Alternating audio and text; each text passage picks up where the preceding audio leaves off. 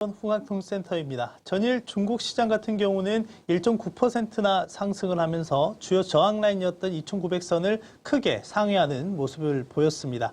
주요 요인에 대해서 한번 살펴보도록 하겠습니다. 앞서 말씀드렸던 것처럼 상해 종합지수는 1.9% 전일 상승 마감하면서 2,980포인트를 훌쩍 넘어서면서 3,000포인트에 근접한 흐름을 보이고 있습니다. 일단 기본적으로 2분기에 있었던 주요 불확실성이 해소가 되면서 매수세가 적극적으로 유입이 되지 않았나라고 볼 수가 있겠는데요. 실제 2분기 특히 지난 6월 달에 MSCI 이머징 지수 편입이라든지 그리고 증감위의 M&A 규정 관련한 강화 소식 그리고 브렉시트 이슈가 있으면서 일단 이러한 불확실성이 해소가 되면서 이에 따른 매수세가 유입이 되고 있다라고 볼 수가 있겠습니다. 그런데 이 매수세에 대해서 좀 살펴보실 부분이 있는데요. 실제 중국 증시의 강세뿐만 아니라 이머징 증시의 강세가 전반적으로 나타나고 있는 흐름에서 실제 글로벌 자금들의 위험 자산에 대한 선호도가 증가하고 있다라고 볼 수가 있겠습니다. 또 하나는 이런 측면에서 중국 내 철강 가격을 비롯한 주요 원자재 가격의 강세도 역시 긍정적인 흐름을 나타내고 있다라고 볼 수가 있겠습니다.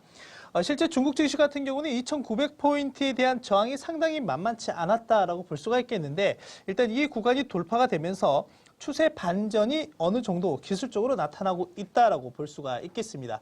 그렇다면 향후에 중국 증시 같은 경우는 3,100선 정도가 일단 단기적으로 추가적인 상승할 수 있는 저항 구간이다라고 볼 수가 있을 것 같습니다. 자, 금일 이슈를 한번 살펴보도록 하겠습니다. 하반기 미세 통화 정책에 대한 가능성이 커져가고 있는 부분인데요. 일단 UBS 같은 경우는 중국의 2분기 경제 성장률을 중국 사회과학원이 발표한 수치와 동일한 6.7%로 발표를 했습니다. 다만 여기에서 살펴보실 거는 3분기 같은 경우는 6.6% 그리고 4분기 같은 경우는 6.5%로 전망을 하면서 일단 하반기로 가면 갈수록 경기 하반 경직성을 좀 더 확보해 가지 않을까라고 예상을 했습니다. 그리고 지난 주말에 있었던 인민은행의 2분기 통화정책회의에서 하반기에도 역시 안정적인 통화정책을 유지해 나가겠다라는 부분에 대해서 재차 확인하는 모습이었습니다.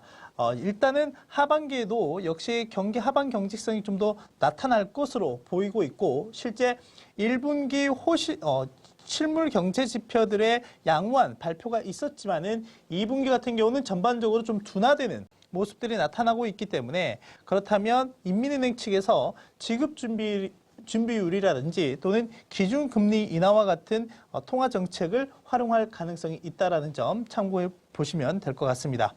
자, 그리고 또 하나는 국가통계국에서 GDP 산출 방식을 변경하는 내용을 검토하고 있다라고 볼 수가 있겠는데요.